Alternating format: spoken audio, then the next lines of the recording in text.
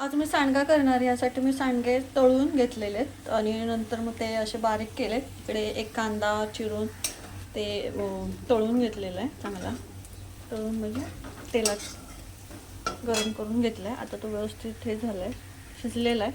आता त्यात प्रमाणानुसार मीठ टाकू आपण. मीठ टाकले आणि नंतर तुम्हाला जसं लागेल त्या पद्धतीने तुमचा जे मसाला आहे तुम्ही जो वापरता दरवर्षी करता काळं तिखट ते त्याच पद्धतीने टाका. आमच्या घरात तिखट लागतं म्हणून मी तिखट केलेलं आहे. नंतर हे कढई चांगली गरम झालेली आहे त्याच्यामुळे ते